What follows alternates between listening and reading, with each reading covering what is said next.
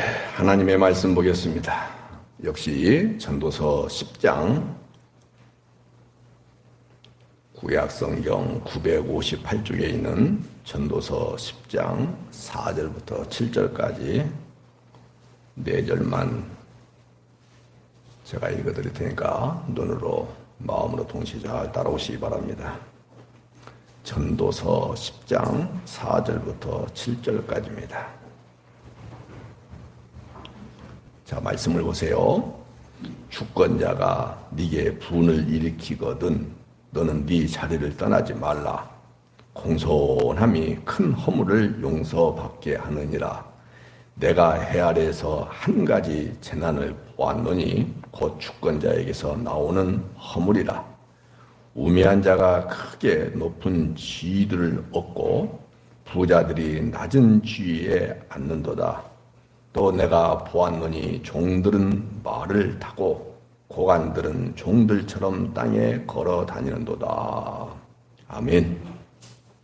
제가 조금 더 쉽게 읽어드릴 테니까 다시 한번 저를 보지 마시고 성경을 좀 깊이 볼 수 있기를 바라요. 네가 잘못해서 주권자가 네게 성질을 내거든. 제가 지금 의역을 해서 읽어드리는 거예요. 말씀드리는 거예요. 다시 네가 잘못해서 그 말이에요. 신하인 네가 잘못해서 성경 봐요. 나 좀 보지 말고 성경 보라니까. 네가 잘못해서 대통령이 주권자가 왕이 네게 성질을 일으키거든 너는 네 자리를 팍 차고 떠나지 말라. 네가 잘못했으니까 어떻게 해야 되냐? 잘못했습니다. 공손히 큰 허물을 용서받기 위해서는 눈을 크게 부릅뜨고 쳐다보지 말고 눈을 밑으로 깔아내리고 공손한 모습을 보여야 된다. 그 얘기예요. 근데 혹 내가 해 아래에서 한 가지 재난을 봤는데 그 재난이 뭐냐면 왕이 못 됐어요. 왕이 아주 잘못했어요. 그래서 왕의 허물을 보았다. 그 뜻이에요. 곧 주권자에게서 나오는 허물이다. 그랬죠? 그러니까 누가 잘못한 거예요? 여기는 왕이 잘못한 거예요. 4절은 누가 잘못한 거예요? 내가 신하가 잘못한 거예요. 허물을 봤는데 어떤 모습으로 그 허물이 보이고 나타났냐면 6절이에요. 우매한 자가, 바보가, 멍충이가 크게 높은 지위들을 얻고, 우매한 자의 반대가 뭐예요? 지혜로운 자라고 보면 되겠죠? 근데 성경에 부자들이라고 되어 있는데 그걸 이렇게 바꿔서 읽어야 돼요. 지혜로운 자들이 낮은 지위에 앉는도다. 이것은 왕의 허물이고 왕이 나타난 허물로 인해서 재난이 일어난 것에 다름없다. 그 뜻이에요. 그 결과가 어떻게 나타났냐? 종들은 말을 타고 고관들은 종들처럼 땅에 걸어다니고. 그러니까 나라가 지금 질서가 잡혔다는 거예요? 안 잡혔다는 거예요? 안 잡혔다 그 말이에요. 나라가. 이제 저를 보세요. 성경은 누구를 증거하는 것이고 어디를 이야기하는 것이고 무엇을 나타내는 것인지를 아셔야 돼요. 성경은 예수 그리스도를 증거하는 거예요. 성경은 하나님의 나라를 나타내는 거예요. 성경은 예수님이 어떤 모양으로 이 땅에 오시고 어떤 모양으로 이 땅에 사시다가 무엇을 위해서 십자가에 죽으셨고 왜 승천하셔서 성령님이 내려오셔서 성령 시대에 지금 현재 이렇게 성령님이 역사하시는지 이런 것들을 창세기부터 전부 예견해놓고 또 신약성경에서 다 그 일이 이루어졌음을 보여주고 있는 거예요. 그러면 전도서는 구약성경이죠? 그러면 여기에 주권자가 뭔지 이런 것들을 전부 여러분들이 예수님 중심으로 성경을 볼 수 있는 그런 안목, 그런 눈이 있어야 된다. 그 얘기는 거예요. 이해가 되시죠? 네. 그래서 다시 네가 잘못해서 왕이 성질 내거든 공손하게 받아들여라. 그 얘기예요. 그것이 4절에 나와 있어요. 만약에 거기서 자기가 잘했다라고 하면서 일어나면은 된다 안 된다. 여러분들 여기에 주권자는요 모형으로 상징적으로 나라의 왕을 이야기하는 거예요. 어떤 단체의 대표를 이야기할 수 있어요. 그런데 우리는 그런 이야기를 성경을 통해서 교훈으로 받아들이자라는 뜻으로 성경을 우리가 읽으면 안 된다라고 했죠? 그러면 여러분들이 주권자이신 하나님 앞에서 다 낮은 자고 또 잘못한 자고 허물이 있는 존재죠. 그러면 하나님 앞에서 여러분들은 처음부터 마지막까지 다 여기 나와 있잖아요. 잘못했어요? 잘못하지 않았어요? 100% 다 잘못했죠? 그러면 하나님이 하시는 일에 대하여 예를 들어서 하나님이 여러분들을 어렵고 고통스럽고 힘든 길로 안내하시고 인도하시고 끌어가신다 할지라도 성질 내고 여기 표현된다면 분을 내야 되겠어요? 안 내야 되겠어요? 그러면요. 왜요? 여러분들의 주권자는 여러분들이고 하나님이시고 이 부분을 잡자 그 말이에요. 이 부분을 잡자 이 말이에요. 그런데 문제는 이런 주권을 가진 자가 하나님이 그럴 리가 없습니다만은 주권자가 잘못하면은 그러면 어떻게 할 것이냐 그 말이에요. 주권자가 잘못하면 어떻게 되냐. 그것을 5절에서 표현을 뭐라고 하느냐. 한 가지 재난을 보았다. 그 재난이 곧 왕, 임금, 주권자에게서 나오는 허물이다. 아까 말씀드렸죠? 예.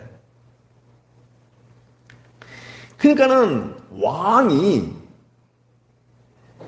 자기를 세운 자가 지금으로 말한다면 대한민국으로 말한다면 대통령이 주권자인데 그 주권자는 요즘 여러분들 방송을 통해서 많이 들어보잖아요. 뭐라고 말을 해요?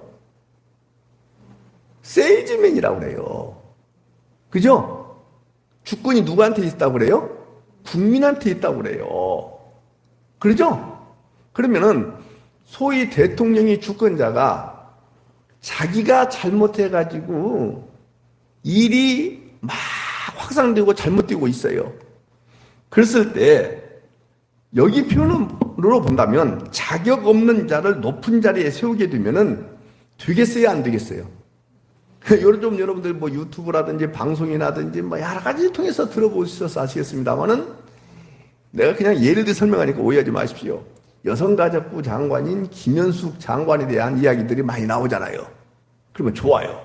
잘못 세웠다라고 가정하자고 그냥 예를 들어 설명하는 것이니까 그 한 사람 때문에 사실은 대통령 때문에 그런 것이지만은 난리 법석이잖아요 지금 현재. 그러면 누가 잘못한 거예요? 여기 신하가 잘못한 거예요? 국민이 잘못한 거예요? 대통령 본인이 잘못한 거예요? 주권자가 잘못한 것이죠? 예. 그래서 자꾸만 이 나라의 현실을 보세요. 그래서 그 얘기잖아요. 인사가 만사다고.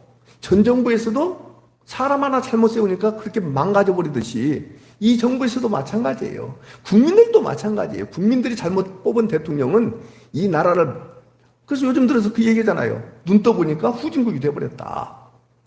여러분들 푸틴이라는 사람 봐봐요. 저 정신병자 아니에요? 왕 하나, 대통령 하나, 주권자 하나 잘못 세우면 그렇게 되는 거예요. 심지어는 교회도 마찬가지예요. 목사 하나 잘못 세우면요, 교회는 그냥 무너져요. 저를 놓고 얘기하는 거예요. 가장이 잘못하면요, 그 가정 무너져요. 회사 대표 하나 잘 세워놓으면 회사가 단단히 서가요. 근데 대표 하나가 잘못되면요, 무너져요. 그게 성경의 원리예요. 무슨 원리라고 제가 말씀드렸죠?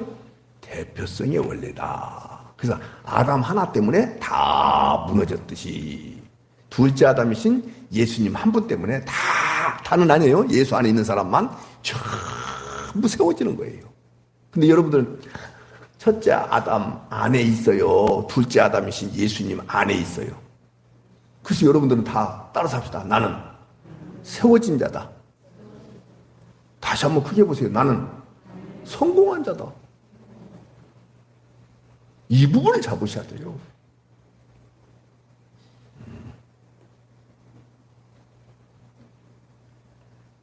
그래서 대통령이 탄핵당해가지고 감옥 가고, 또 어떤 대통령은 또 감옥 가기도 하고, 또 뭐 장관이 사퇴하기도 하고, 또 장관이 잘못해가지고 감옥에 가기도 하고. 여러분들, 우리는 그런 얘기는 아니에요. 정말로 중요한 것은 뭐냐? 사퇴보다도, 하야하는 것보다도, 대통령직에서 하야하고 감옥에 가는 것보다도 더 중요한 것이 뭐냐? 그 사람들이 감옥에서라도 누구를 만나야 돼요? 주권자이신 예수 그리스도 하나님을 만나야 돼요. 그래서 하나님 만나서 예수님을 믿고 회개하고, 그래서 영생함을 얻는다면 자기 명예가 땅에 떨어져도 상관없는 거예요. 이 부분 잡을 수 있겠어요? 여러분들 망해도 상관없어요. 망해도 상관없어요. 누구만 제대로 만나면, 더 크게 누구만 제대로 만나면 예수님이요. 왜요? 제대로 된 주권자를 만났기 때문에 그 얘기는 거예요. 여러분들, 정권이 바꿔지면은, 주권자가 바꿔지면은 나라가 잘 될 줄 알죠? 그런 거 없어요. 그런 거 없어요. 나라 살림은 조금 나아질 수 있을지도 몰라요. 그러나 실질적으로는 우리는 이 나라를 위해서 살아가는 존재고, 이 나라에 속한 존재고, 저 나라를 위해서 살아가는 존재고, 저 나라에 속한 존재고. 후자죠? 그래요. 그러니까 여기에서 태어날 때부터 흙수저로 태어나도 상관없고, 아멘이죠. 금수저로 태어났다가 망해도 상관없고, 건강하게 태어나다가 이 땅에서 건강하게 살다가 사고 나갖고 병신돼도 상관없고, 죽어도 상관없어요. 그런 뜻 아니에요. 오해하지 마요. 그래도 상관없어요. 단 예수님만 만나면, 할렐루야죠. 예수님을 제대로 못 만나고 예수님이 누군지 제대로 모르고 이 땅에서 성공해서 부귀영화를 다 누린들 실질적으로 인생의 실패자예요, 성공자예요. 의미가 있어요, 없어요? 이 부분을 잡자 그 말이에요. 사랑하는 여러분, 다시 한번 봅시다. 눈으로 판단하고 보고 생각하고 피부로 와닿고 실질적으로 경험하는 이 세상에서의 주권자는 대통령입니다. 회사 다니는 사람들은 주권자가 사장이고, 학교에 있는 사람은 교장이 주권자예요. 그러나 그 주권자가 공의롭던가요? 정의롭던가요? 그 주권자가 영원하던가요? 아니다 이 말이에요. 진정한 주권자는 뭐라? 누구다? 어디 계신다? 이 부분을 잡자 이 말이에요. 누구예요? 그래서 제발 눈에 보이는 주권자에게 신뢰하지 마시고 믿지 마시고 오로지 누구만 진짜 주권자를 제대로 만나는 은혜가 있기를 바랍니다.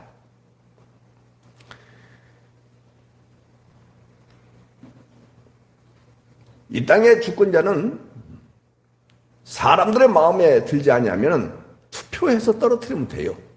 내년 4월 10일 날 국회의원 선거하는데 여러분들 마음에 안 들면 떨어뜨리면 됩니다. 그러나 한국은 대통령 임기가 5년 단임제로 돼가지고 더 이상 투표할 수가 없기 때문에 이게 문제가 되는 거예요.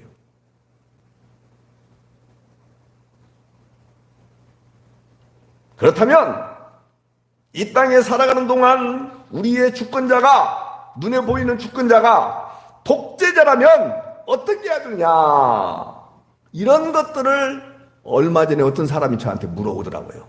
여러분들, 히틀러도 어떤 방법으로 썼든지 간에 투표해서 주권자가 됐어요.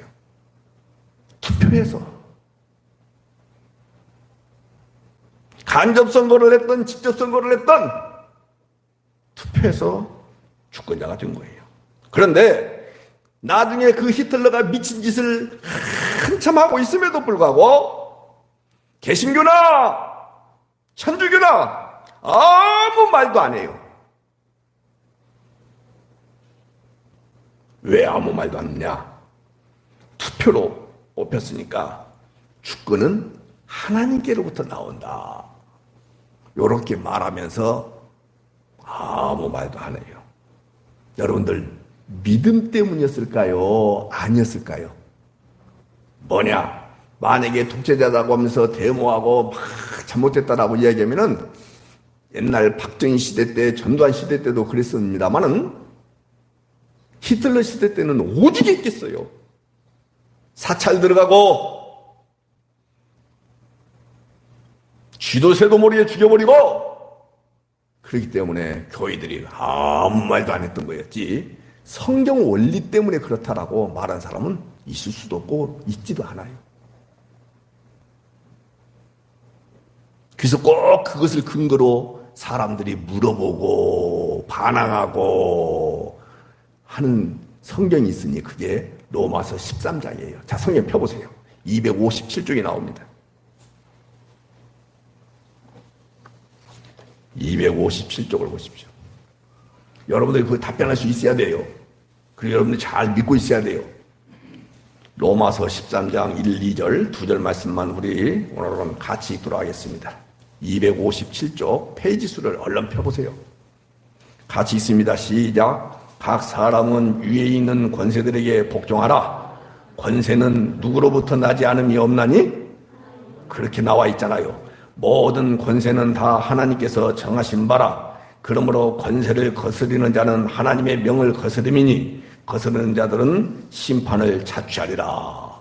딱 이 말씀을 가지고 사람들은 이 정권에 대하여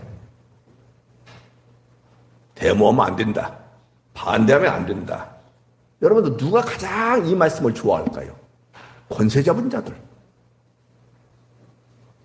정당한 투표를 통해서 했든 쿠데타를 일으켜서 했든 불법으로 권세를 잡았든지 간에 이 말씀을 가지고 자신들의 권력을 권세를 공고히 하려고 했던 사람들이 다였습니다.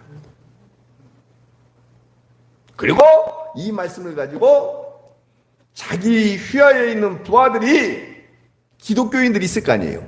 그런 사람들이 목사님들한테 가서 이야기하는 거예요. 가지고 초청기도에 초청하고 또 우리 대통령 각하를 위해서 반대하지 마십시오. 그리고 기도해 주십시오. 그때마다 목사님들이 문자적으로 성경을 보면서 이걸 가지고 마땅히 그래야죠. 권세는 하나님으로부터 나지 않음이 없다. 모든 권세는 다 하나님께로부터 정하신 것이기 때문에 마땅히 그래야죠. 이렇게 하면서 전부 그 독재 권력 앞에 납작 엎드려서 찬성하고 박수치고 기도해주고 이래왔던 거예요. 나는 과거에 그 양반을 되게 존경하고 존중했었는데 그 이후로는 정말로 싫어했던 한 사람이 있으니 누구냐? 극동방송 이사장이면 누구예요? 김장환? 그런 짓을 하고 있어요.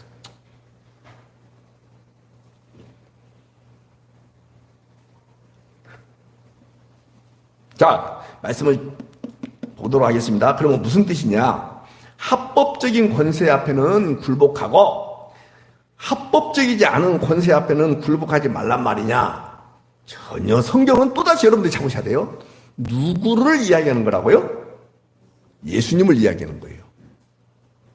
다시 여기서 교훈을 빼고 윤리 도덕을 빼고 어떻게 이 세상 정치를 바라보는 관점을 빼고 이런 식으로 하다 보면은 충분히 그렇게 말할 수가 있어요. 권세는 하나님으로부터 나지 아니하는 권세가 없다. 그 하나님이 허락하심 앞에 모든 교인들은 납작 엎드려야 된다. 요렇게 해서 그게 불법 세력이든 권력자든 합법적으로 권력을 잡든지 간에 다 순종해야 된다라고 말하면 할 말이 없어요. 근데 그렇게 한다고 한다면 예수님을 보는 거예요. 성경을 통해서 예수님을 못 보는 거예요. 어찌 못 보는 거예요. 그래서 오늘 이 본문도 예수 그리스도에 초점을 맞춰야 되기 때문에 만약에 이 예수 그리스도에 초점을 맞추지 않으면 이 말씀 앞에 끝없는 논란에 빠지고 스스로 올무에 걸려들 가능성이 많은 거예요. 그러면 무슨 말씀이냐? 세상의 권세란 그 권세에 최종적으로 누가 줬느냐? 누가 주셨어요? 독재든 합법적으로 권세를 잡았든 누가 주셨다? 하나님이 주셨다 이 말이에요. 그러니까 저를 보셔야 돼요. 그 권세를 보라는 거예요. 그게 합법이든 불법이든 그 권세를 보라는 거예요. 그 권세를 주신 하나님을 보라는 거예요. 그렇단 말이에요. 하나님이 알아서 심판하시니까 걱정하지 말고 그 권세에 네 마음, 네 신앙 빼앗기지 말라. 여러분들 그 권세가 최종적으로 누구에게 있는가를 알게 하시는 도구에 불과하다는 사실을 알아야 돼요. 다시 한번 그 권세가 지금 현 대통령 권세가 최종적으로 누구에게 있다? 하나님께 있다는 것을 알리기 위한 하나의 도구에 불과하는 거예요. 아무것도 이다 아니다. 아니다. 그래서 세상 권세에 복종하라는 것은 나라의 세금을 잘 내고 법규를 잘 지키면 구원받는다 라는 뜻이 아니다. 아닌 거예요. 왜냐? 성경은 구원에 대한 이야기지 현세에 대하여 어떻게 살아가는 비법 방법을 가르치는 것이 성경의 원리가 아니기 때문에 그런 거예요. 그러니까 이 땅에서 나라에 잘 순종하고 복종하고 법규를 잘 지키고 세금을 도둑질도 안 하고 빼먹지도 아니하고 탈루도 안 하고 그런 데서 구원받는 것이 아니다. 행위 갖고 구원받는 것이 아니기 때문에 전혀 그런 얘기하는 거 아니에요. 그럼 무슨 뜻이냐? 권세를 누가 줬느냐? 누가 주셨어요? 하나님이 주셨다. 누구로부터 나왔다고요? 하나님으로부터 나왔다. 예수님으로부터 나왔다. 그렇다면 그 예수님을 믿어야 된다 이 말이에요. 그 예수님을 믿고 회개하고 구원받는 것이 중요하다 이 말이에요. 아멘이죠.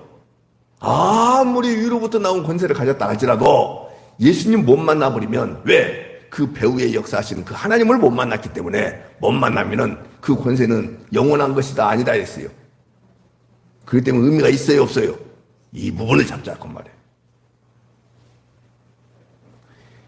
육에 속해 있다 보니까 땅에 속해 있다 보니까 자꾸 세상에 경험되는 것들에 속해 있다 보니까 그것이 이렇게 변화되기를 간절히 바라는 것 인간적인 욕구는 어쩔 수 없는 거예요.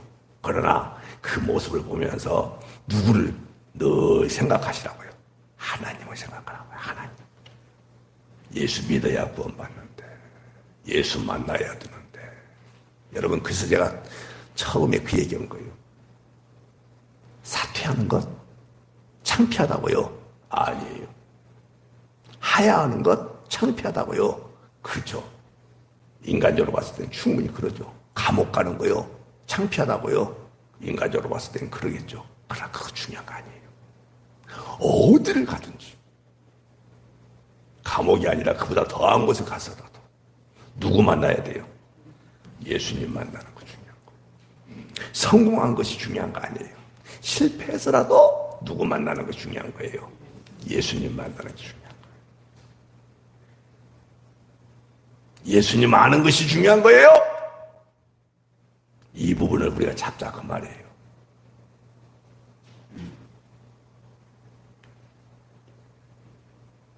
하나님이 세상 모든 사람을 다 자기의 권세로 다스리시는데 국가라는 도구를 사용하신 것에 불과한 거예요.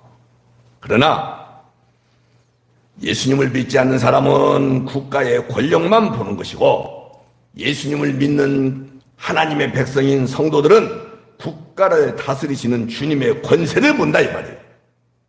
이 차이가 어마어마한 차이예요. 다니엘서 2장에 보면 여러분 아시는 거 내가 빨리빨리 넘어갈게요.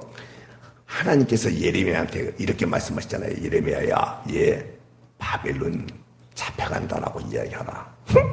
어떻게 그런 이야기를 해요? 하라면 해라. 했어요. 했죠? 그래서 결국 잡혀갔어요? 안 잡혀갔어요? 잡혀갔죠? 매국노로 소리를 들으면서도 하나님 말씀 하라 하니까는 해가지고 결국은 때가 참에 잡혀갔어요. 근데 바벨론 포로로 잡혀갔어요. 이스라엘 백성들이. 근데 그 바벨론이라는 그 나라가 모든 권세를 다 가지고 있어요. 아니에요? 아니라는 것을 아셔야 돼요.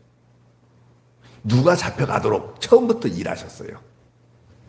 그때 이스라엘 백성들 가운데 참 좋다, 잘했다, 박수치고 그 일에 대해서 이야 이렇게 했던 사람이 있을 수 있을까요? 거의 대부분이 찬성했을까요? 안 했을까요? 마찬가지예요. 오늘 여러분들 예를 들어서 말씀드리고, 이 정권에 대하여 저 일본이 오염수를 방류하는 것에 대하여 어쩌고 저쩌고 할 수 있어요. 좋아요, 안 좋아요? 안 좋죠. 안 좋다 이 말이에요. 이스라엘 백성들이 바벨론에 끌려가는 것하고 똑같아. 그렇게 생각하면 해보라요. 좋아요, 안 좋아요? 근데 하나님은요, 바벨론 그 국가에 다시 윤석열 정권에 다시 저 기시다 총리가 잡고 있는 일본의 모든 주권을 다 준 거 아니에요. 다 준 거 아니에요. 어떻게 하냐? 그렇게 하신 하나님께서 모든 권세를 다 갖고 계신다는 사실을 다니엘서 2장에 보면 분명히 나와요. 한때 못된 짓을 하는 거예요. 한때 어떻게 하느냐? 다니엘서를 보면 모든 나라들을 세우시고 패하시는 권세가 누구한테 있다? 하나님께 있다는 것을 정확하게 밝히십니다. 그래서 잘 들으셔야 돼요. 바벨론이라는 나라. 지금 바벨로니아는 지금 이라크 지역을 말합니다. 이라크. 바벨로니아를 잠시 따라서 합시다. 하나님의 도구로.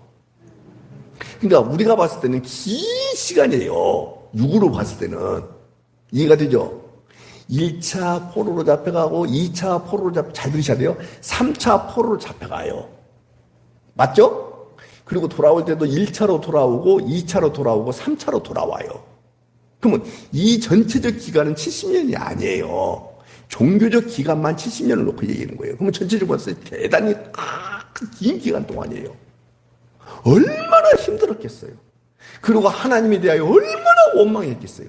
그러나 우리가 성경 전체 속에서 부분을 봤을 때는 짧은 시간으로 볼 수밖에 없는 것이죠. 그러는 거예요, 여러분들. 찰나에 불과한 거예요. 여러분들 이해를 돕기 위해서 이 얘기하는 것이니까 제가 정치적 성향을 띠고 이야기하는 것으로 오해하지 않기를 바라요. 뭐냐? 5년 길다, 짧다. 하나님 편에서 봤을 때 짧다.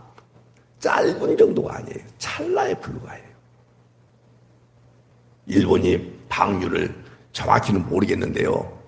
40년 동안 방류한대요. 근데 더 문제는 뭐냐? 지금 300 몇만 톤? 이렇게 그것을 조금 해가지고 40년 동안 방류한다는데 하루에 또 쌓이는 것이 어마어마하대요. 그러니까 말로는 40년이지만 아마 이렇게 얘기 한 세기 동안 할 것이다. 한 세기. 1세기, 2세기, 3세기. 한 세기가 100년이라 이 말이에요. 긴 역사 속에서 한 부분에 불과하고 그 이전에 우리 주님 오실지 모르는 거예요. 주님이 어떤 일을 하시는지 지금으로 평가가 돼야 안 돼요. 안 되죠. 나중에 주님이 하신 일이 무엇인지를 다 평가되는 그 날이 옵니다. 따라서 합시다. 바벨론도 5년 정권도 기시다 정권도 하나님의 사자에 불과한 거예요. 다시 하나님의 도구에 불과한 거예요. 왜요? 징계하기 위한 도구에 불과했어요. 근데 바벨론이 적당히 하나님이 주신 권한을 가지고 징계했어요? 과도하게 징계했어요? 거기 나오잖아요, 하박국서에. 그러니까 하나님이 내 이놈들 권한 밖에서 일했어. 따라서 합시다. 한번 해보세요. 권한 밖에서. 그것은 하나님이 주신 권한 밖에서 한 거예요. 하나님이 징계하시는 거예요. 인간들은 그걸 몰라요.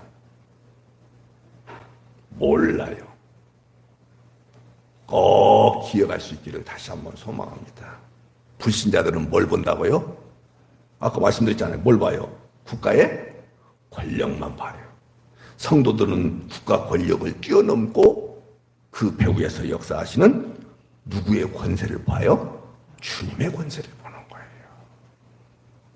이 은혜가 여러분들 가운데 있기를 다시 한번 소망합니다. 아멘이죠? 그러면 세상의 주관자들은 아까 얘기했잖아요. 영원하지도 않고 정의롭지도 못하다. 정의롭고 영원한 사람 한 사람도 없어요. 전두환 씨가 정권을 잡고 정의사회 구현해가지고 민주정의당 해갖고 정자를 넣어서 당도 만들고 정의사회 구현, 아주 멋있는 말을 했어요. 정의사회 구현은 무슨 놈 거를 죽을로 뭐 정의사회 구현은. 자, 놓치지 마셔야 돼요. 복음적인 교회다. 정의로울까요? 안 정의로울까요? 정의로운 거 하나도 없어요. 장 목사는 정의로울까요? 전혀 안 그럴까요? 안 그래요. 정의로운 척 하는 거예요. 그래서 참 여러분들 망가지고 여러분들 전부 패해져야 돼요. 그래서 누구만 흥해져야 되고요. 누구만 세워져야 되고요. 그래서 나 죽고 주님이 사신 모습을 정확하게 볼 수 있어야 돼요. 그래서 여러분들 사람 신뢰하지 말고 사람 믿지 말고요. 사람에게서 소망을 갖지 않냐는 그 은혜가 있기를 바라요. 아멘이죠? 그렇다면 성경의 주권자를 우리가 봐야 되잖아요. 이스라엘의 주권자는 누구였어요? 하나님이셨어요. 그러면 영적 이스라엘인 여러분과 저의 주권자는 누구냐 이 말이에요. 누구예요? 하나님이시란 말이에요. 근데 말로는 하나님, 나의 영원한 주권자가 하나님 그렇게들 이야기해요. 저도 그렇고. 그런데 실질적인 주권자는 누구냐? 돈이요. 나고 내게 주어져 있는 권세고 명예고 이것이 나의 주권자가 되어버렸어요. 아담의 생명을 받은 모든 존재는요, 이것 안 좋아할 사람 없고 아예 처음부터 그런 존재로 성장해 가고 있고 그것을 바라고 쭉 가요. 그런데 여러분들 둘째 아담이신 예수님의 생명을 받은 자들은 그것이 아니다라고 믿음으로는 고백하지만 실질적으로는 그거 좋아하지 않아요. 역시 또 똑같이 좋아해요? 똑같이 좋아해요. 그래서 여러분들에게는 소망이 있어요, 없어요? 누구에게만 소망이 있어요? 그렇죠.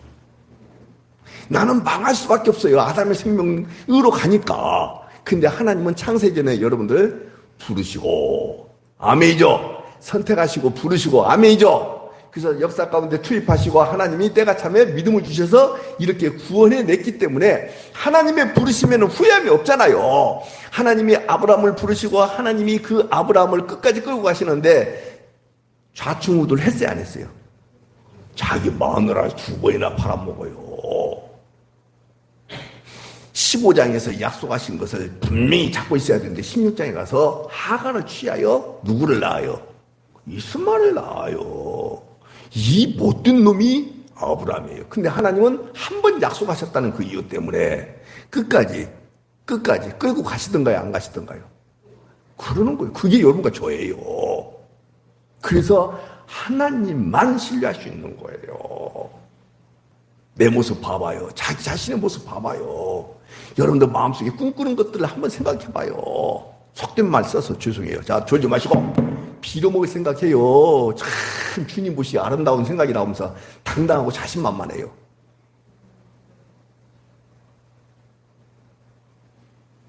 눈에 보이지 않는 하나님을 믿는다는 것은요, 성령이 아니고서는 불가능해요. 제가 오늘 아침에 그걸 읽으려다가 안 읽었는데, 옥하는 목사님이 쓴 글을 내가 읽으려다 안 읽었어요, 사실. 그때 제목이 뭐라고 나왔냐, 성령을 받은 증거. 그래서 조금 봤어요. 그게 뭐냐, 이 땅에서 술 안 마시고 뭐 바르게 살고, 여러분들 그게 성령 받은 증거예요?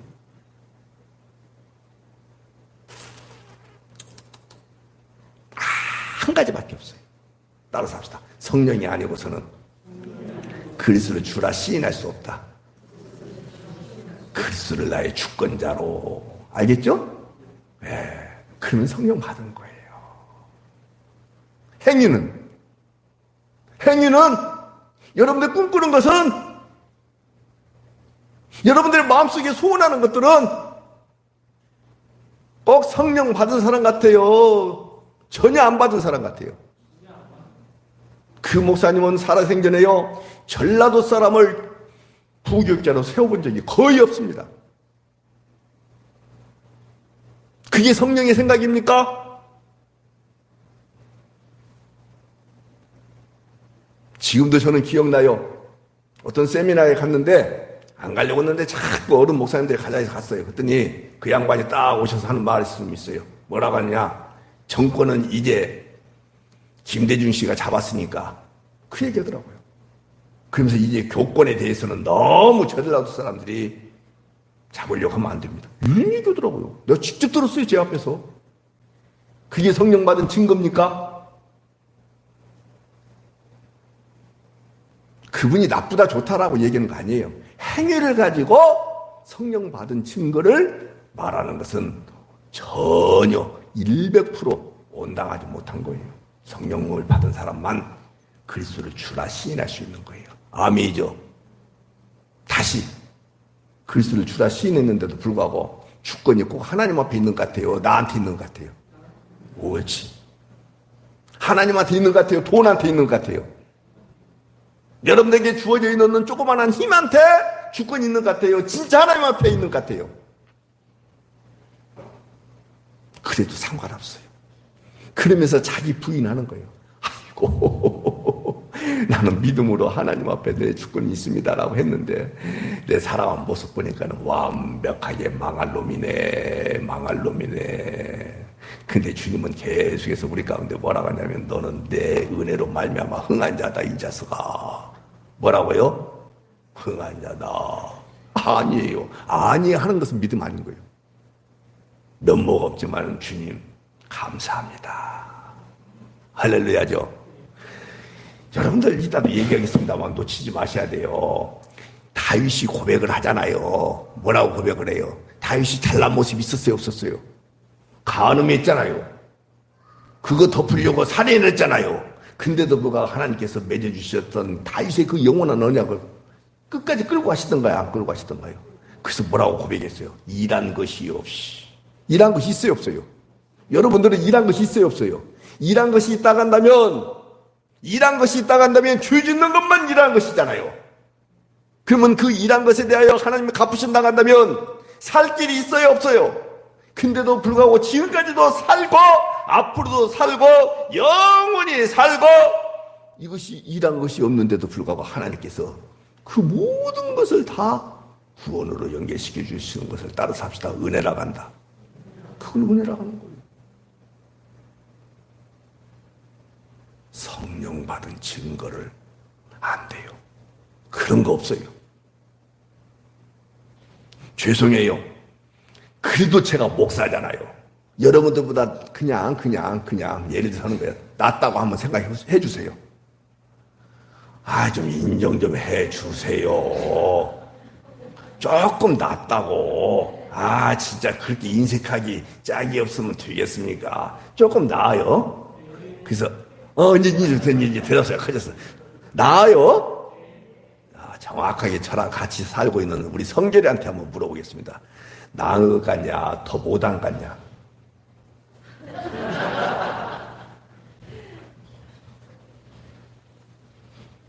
제 아내한테 한번 물어보겠습니다. 여보, 내가 그래도 여기 누구라고 할까? 박명선 집사님보다 내가 나은 것 같아요? 훨씬 더 못한 것 같아요?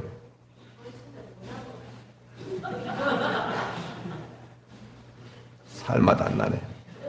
사실 그래요.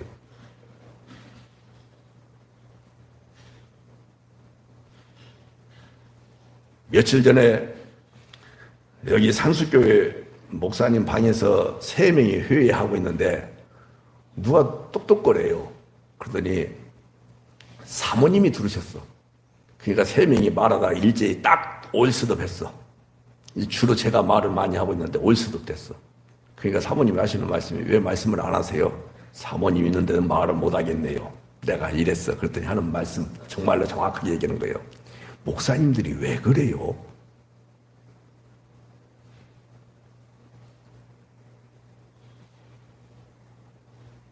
말할 수 없이 지저분해요. 아마 이 설교를 우리 처남댁이 듣는지 안 듣는지는 모르겠어요. 들어요, 여보? 내가 그분이 하신 말씀이 생각납니다.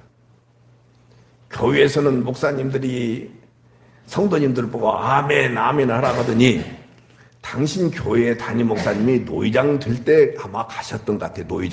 노회 현장에 노회할 때. 그랬더니 2가지를 안 하더래. 내 지금도 기억나. 왜 목사님들은 아멘 안냐고. 그리고 왜 목사님들은 이렇게 싸우냐고.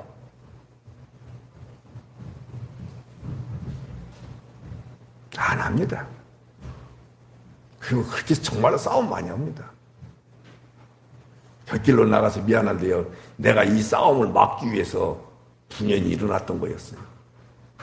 싸움을 막고 싶었어. 제가 거기서 뭐 자리 차지하려고 했겠습니까? 제 돈만 몽땅 들어갔어요. 시간도 엄청나게 들어가고.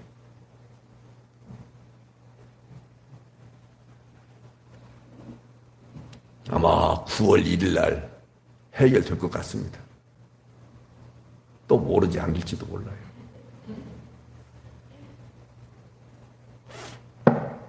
자, 그러면 우리의 주권자가 누군지, 이스라엘 주권자가 누군지 아주 빠른 속도로 말씀을 드릴게요. 보이지 않는 하나님이잖아요. 그래서 믿음이 필요한 것이고, 그래서 믿음이 실제가 되기가 지독하게 어려운 거예요. 이스라엘은요, 자기들이 법을 만드는 거 아니에요. 이스라엘은 누가 법을 주시는 거예요? 하나님이 주시는 거예요. 그래서 법을 딱 주셨잖아요. 그랬더니 그렇게 지키겠습니다라고 얘기해요. 19장에 그게 나와요. 근데 사실 지켰어요? 못 지켰어요? 못 지켰잖아요. 그래서 하나님이 법을 주시니까 이스라엘이 지킨다고 할 때 하나님이 하신 말씀이 있어요. 야, 이스라엘은 왕 필요 없다. 군대도 필요 없어. 말씀을 내가 주었어. 너희들이 잘 지키기만 하면 나라를 내가 지킬 거야. 그리고 왕도 필요 없다. 내가 다 통치할 거야. 이게 출애굽기 19장의 정신이에요. 잡았죠, 지금? 그래서 이스라엘을 이제 여러분 꼭 잡아야 돼요. 제가 어느 교회 갔더니 그 교회에서 내가 한 8주 동안 강의했다 했잖아요. 지난 여름에. 근데 그 교회 갔더니 겨울에, 여름인지 모르겠네. 갔더니 써졌다 했잖아요. 크게 제사장 나라. 그 얘기했죠? 그리고는 그 밑에 무슨 지도가 있냐면 백두산 지도가, 백두산. 알죠? 그 백두산 지도? 그림? 사진은 크게 해놓고 위에다가 제사장 나라 이렇게 써졌어요. 하늘의 교인들은 그 무식에서 벗어날 수 있기를 바라요. 절대 대한민국은 제사장 나라가 아닙니다. 한번 따라서 합시다. 사람 왕이 필요 없는 제사장 나라가 이스라엘이다. 시작. 지금 세 분은 입만 열고 이렇게 했어. 사람 왕이 필요 없는 제사장 나라가 이스라엘이다. 시작.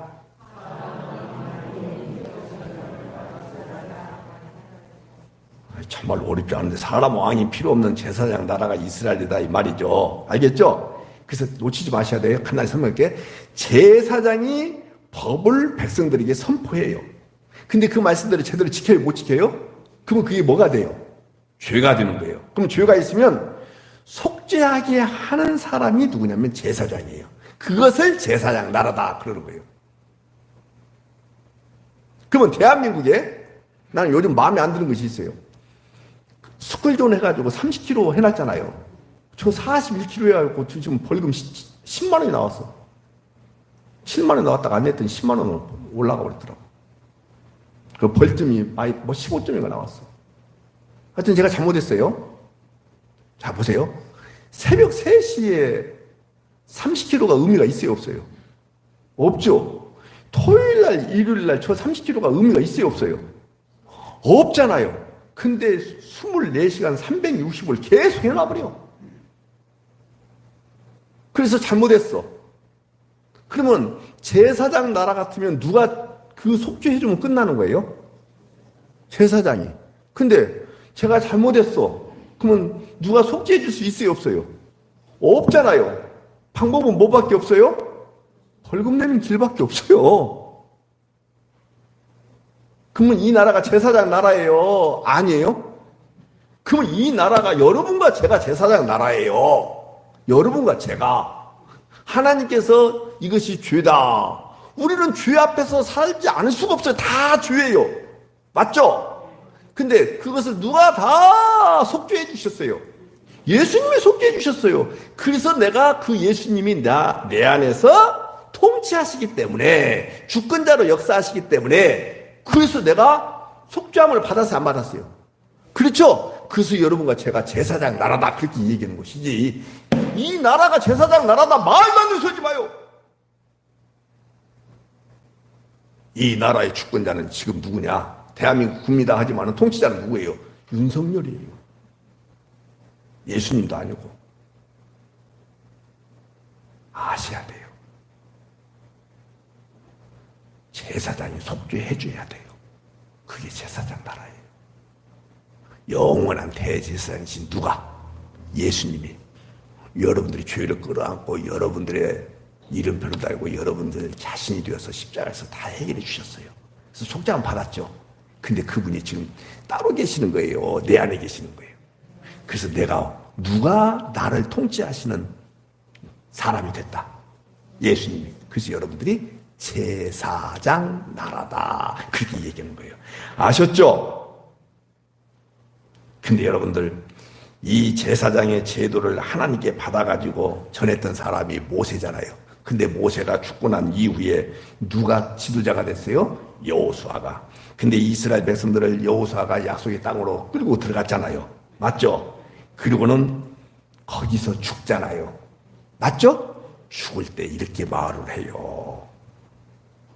나와 내 집은 여호와를 섬기겠다. 왕을 세웠어요, 안 세웠어요? 끝까지 안 세우는 거예요. 나와 내 집은 여호와만 섬기겠다. 그러니 네 놈들도 너희들도 여호와만 섬겨라. 그게 제사장 나라다. 그 이야기하는 거예요. 여러분들, 근데 이방이 막 전쟁을 하기 위해서 이스라엘로 쳐들어와요. 그러니까 누구 중심으로 쳐들어와요? 누구 중심으로 하나가 돼가지고, 누구 중심으로 똘똘 뭉쳐가지고 왕을 중심으로. 그래서 안 되겠다 싶으니까는 뭐냐, 우리도 왕 주세요. 그러죠? 왕 주세요. 사무엘이 너무 섭섭해 여겨요. 하나님께서 말씀하시는 거예요. 사무엘아, 내 이놈, 너 너무 섭섭해하지 마라. 너를 버린 것이 아니라 사실은 나를 버렸다. 그러면서 하나님께서 이렇게 이야기해 주세요. 왕의 제도의 폐허를 쭉 이야기해 줘요. 그럼에도 불구하고 필요 없습니다. 지금 주권자를 인정하는 거예요, 안 하는 거예요? 안 하는 거예요. 그래도 필요 없습니다. 왕 주세요. 네, 왕 주세요. 그때 하나님께서 알았다. 왕은 주되 반드시 너희들이 그 나라 안녕에 대해서는 너희들이 책임져. 너희들이 아무리 기도해도 내가 응답하지 않을 거야. 이런 말씀까지 하시면서 끝까지 반대하는데도 불구하고 왕 달라고 그래요. 그래서 결국은 왕을 주었어요. 그래서 세워진 왕이 누구예요? 사울 왕이에요. 여러분들 사울이 옳은 왕인지 잘못된 왕인지는 여러분들 다 아시니까 이야기만 하고 마칠게요. 왜 그러냐면 왕이 잘못된 선택을 했을 때 오늘 본문에 그 나오잖아요. 그 부분을 이야기하려고 하는 거예요. 블레셋과의 전쟁을 합니다. 그때 아들 요나단이 믿음으로 다 승리를 해놓았어요. 맞죠? 네, 14장에 나와요. 잘 들으셔야 돼요. 이것만 하고 마칠게요. 승리를 했어요. 근데 우리 이런 거 있잖아요. 누가 다 이뤄놓으면 숟가락 갖다가 얹으려고 하는 거. 자기 공로를 딱 갖다가 놓으려고 하는 거. 인간의 욕심이 있어요, 없어요? 있잖아요. 자기 공적, 자기 공로. 그래서는 사울이 그랬어요. 그래가지고는 뭐 했느냐? 전국에 금식을 선포해버리는 거예요. 근데 요나단 그 아들은 금식을 선포한 줄 알았어요? 몰랐어요? 몰랐어요. 그래서 뭘 먹어요? 꿀을 찍어 먹어요. 그때 다른 사람이 왕이 금식을 선포했다고 알려줘요.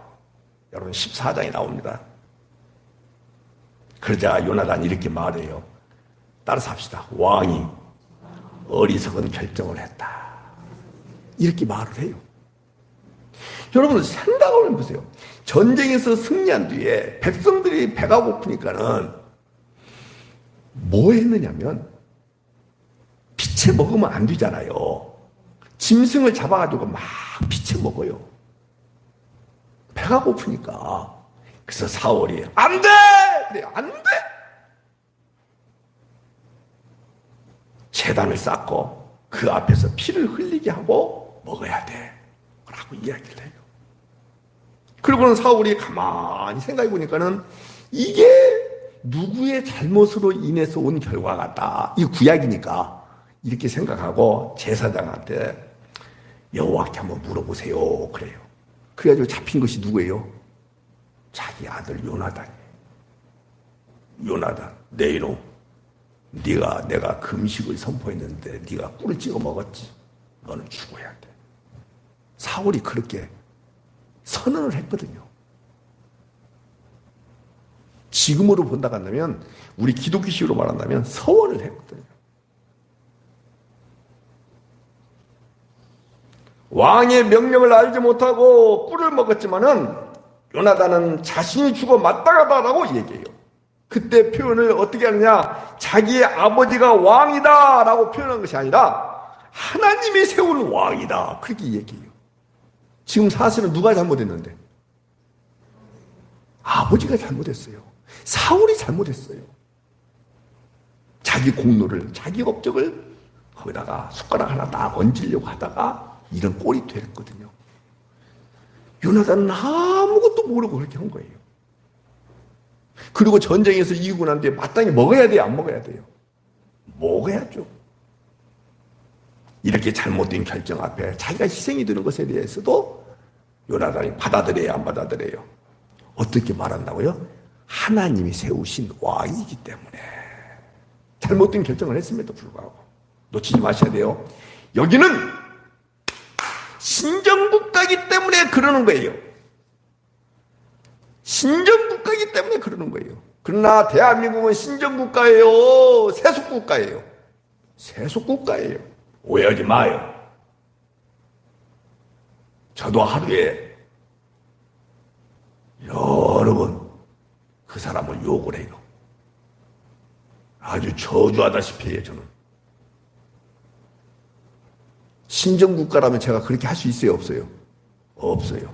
그러나 그 사람 통치하는 것을 내가 받아들일 수 없지만 그 사람 이면에 누가 있다는 것을, 하나님이 계신다는 것을, 그리고 하나님이 5년 후에나 10년 후에 무슨 일을 하시려고 하고 대한민국을 어떻게 예수 그리스도를 믿는 사람들이 어떻게 반응하는지 이런 전체적인 것들을 나중에 역사가들이 다 평가하지 않겠어요? 지금 힘들다고 함부로 말하는 것도 잘못된 것이지만은 그렇다 해서 거기에 내가 찬동할 수도 없고 그렇다 해서 반대한다고 해서 하나님 앞에 하나님 이 정도 무너지게 해주세요 그렇게 할 필요도 없다 이 말이에요. 그건 기도의 대상이다 아니다. 왜? 이 나라를 위해서 기도하는 것은 기도가 아니라고 말씀드렸잖아요. 우리는 이 나라를 위해서 예수 그리스도를 믿는 것이 아니라 하나님의 나라를 위해서 세운 종들이기 때문에 그런 거예요. 할렐루야죠. 근데 하나님이 세우신 왕이다 하면서 그 주권을 인정하고 자기가 죽어 마땅하다라고 요나단이 고백하는데 이때 백성들이 뭐라고 말합니까? 안 됩니다. 큰 구원을 이룬 자를 죽게 할 수는 없습니다. 머리털 하나도 땅에 떨어질 수 없습니다라고 얘기하는 거예요. 그것도 역시 누가 하셨느냐? 진짜 주권자가 백성들의 마음을 움직여서 요나단을 죽지 않도록 한 거예요. 이해가 되시죠? 진짜 주권자가 지금도 이 정권에 대해서 저 일본 정권에 대해서 북한 정권에 대해서 다 하나님이 하시고 있다는 사실을 여러분들이 믿음으로 받아들이라 이 말이에요. 주님이 하십니까 안 하십니까? 눈 감고 계십니까? 눈 뜨고 계십니까? 주님은 지금도 역사하고 계십니까? 역사하지 않고 계십니까? 요 부분 우리가 믿는 바는 하나님이다. 주권자는 하나님이다. 하나님이 하시는 일에 대해서 우리는 무조건 아멘할 수 있어야 된다. 그러나 눈 뜨고 육을 입고 있는 동안에 그 정권에 대하여 반항하는 마음들이 있다는 것에 대해서 그것이 잘못됐다? 아니다 이 말이에요. 잡을 수 있겠죠? 놓치지 마십시오. 그것이 우리의 신앙의 대상이 될 수는 있다 없다. 그거 잡으시란 말이에요. 그건 기도의 대상이 아니다 이 말이에요. 드릴 말씀이 많아요 지금. 그런데 여기서 마치겠습니다. 대한민국은 제사장 나라도 아니다. 아니다. 다시 한번 대한민국은 신정국가다. 아니다. 대한민국은 그대로 세속국가예요. 자, 만약에 대한민국이요 기독교 나라가 되잖아요. 잘 들으셔야 돼요. 이 부분. 대한민국이 기독교 나라가 되잖아요. 한마디로 말씀드려서 신정국가가 되잖아요. 그러면 선교할 수 있을까요? 없을까요? 못하는 거예요. 절대 할 수가 없어요. 근데 우리나라는 세속국가예요. 그렇기 때문에 무슬림 국가에서도 한국 사람들을 거부하겠어요? 안 하겠어요? 안 한다 이 말이에요. 그럼 잘 보세요. 중동에 있는 무슬림 국가는 유대인들을 받아들일까요? 안 받아들일까요? 근데 이해가 되죠? 그들은 신정국가이기 때문에 그래요. 그래서 안 받아들여요. 정말로 이스라엘은요 어마어마할 만큼 까다롭습니다. 여권 가지고 있어도요. 근데 한국 사람들은 여권은요 아주 좋게 봐요. 그런데 한국 사람들이 갖고 있는 여권에 예를 들어서 중동 국가를 거쳤다가 이스라엘로 들어가잖아요. 거기 찍히잖아요. 이렇게 넘겨보면 다 있잖아요. 엄청나게 까다롭게 굴어요. 그러나 그것이 하나도 없다. 그러면 그냥 무사 통과할 정도로 좋아요. 왜요? 중동 국가 들어갔다 나오면은요, 뭔가 묻어 있을 것이라는 생각을 하는 거예요. 생각이 묻어 있고, 이해가 되죠? 혹이라도 뭐가 있을 것이라는 생각을. 무지무지 까다롭게 굴어요. 만약에 우리가 기독교 국가다. 헌법에 그렇게 명시가 됐다. 근데 이명박 전 대통령이 그 얘기 있잖아요. 서울시를 받아주시옵소서. 그래서 지금 현재 무슨 운동하죠? 성시화 운동. 여러분들 그건 빌어먹을 짓입니다. 어디에 이거. 우리가 어디에요? 광주가 성시화가 되잖아요. 그러면 세계적으로 알려지잖아요. 그러면 우리는요, 어느 나라는 들어갈 수 있지만 어느 나라 못 들어가는 경우들이 많이 생길 거예요. 다시 말씀드립니다. 세속국가 안에서 주권자가 하나님이라는 사실을 잘 인정하고 하나님이 하시는 일은 따라서 합시다. 다 옳다. 근데 내가 받아들이기 어려운 것들이 많아요, 작아요? 많아요, 작아요? 대부분일 거예요. 대부분일 거예요. 하박국 선지자가 그 고백하잖아요. 하나님, 왜 바벨론이 갈대아가 쳐들어왔는데도 불구하고 그래갖고 율법이 해해지고 이렇게 얼마만큼 고통스러운데도 불구하고 왜 하나님 안 막아주십니까? 아깝거리잖아요. 이해할 수 없죠. 하나님 말씀하신 거 있잖아요. 의인은 무엇으로 산다? 현실로 산다. 믿음으로 산다. 의인은 믿음으로 사는 거예요. 현실이 개선되고 현실이 여러 가지 조건이 상황이 아름답게 조성되는 것이 기독교도 아니다. 그건 아닌 거예요. 이보다 더 열악해질 수 있어요. 더 엉망진창이 될 수 있어요. 그때도 역시 무엇으로 살라? 믿음으로 살라. 기도하겠습니다. 하나님 아버지, 오늘도 우리의 영원한 주권자가 되신 주님, 우리의 육으로 이 세속 나라에 속해 있는 이 입장에서 하나님이 하시는 일을 다 옳다, 그렇게 받아들일 수 있는 것, 세뇌돼서 그렇지 그럴 수 있는 사람 없습니다. 주님, 이스라엘이 하나님이신 예수님이 메시아로 이 땅에 오셔서 정치적으로, 경제적으로, 군사적으로 아무 역할을 해주시지 않으니까 십자가에 못 박아 죽여버린 것처럼 주님이 이 땅에 오셔서 주의 문제 위에는 그 어떤 것도 역사하지 않는 모습이 우리 삶에서 보인다 할지라도 믿음으로 주님 감사합니다. 주님 하시는 일 다 옳습니다. 이렇게 고백하면서 믿음으로 살아가는 저희들이 되기를 소망합니다. 주님이 세속국가의 이 일에 관여하시고 정치하시는 예수님이시라면 저 북한을 그냥 놔두시는 것, 저 중국을 그냥 놔두시는 것, 저 우크라이나의 전쟁을 그냥 놔두시는 것, 그건 불가능한 일 아니겠습니까? 그런데 주님은 그런 일을 위해서 이 땅에 오신 것이 아니라 율법의 문제, 주의 문제를 위해서 이 땅에 오셨기 때문에 이스라엘이 예수님을 죽인 것처럼 이 땅에 수많은 그리스도인이라는 사람이 예수님을 죽이시는 그 결과 더 이상 눈뜨고 볼 수 없습니다. 주님, 기독교가 삐뚤어졌습니다. 왜곡되어 있습니다. 뒤틀려 있습니다. 오염됐습니다. 주님, 두 마음을 품지 아니하는 기독교인들, 우리 하늘의 교인들이 다 될 수 있도록 주님 진리를 정확하게 알아가는 은혜가 있게 하여 주옵소서. 예수님의 이름으로 축복하며 기도하옵나이다. 아멘.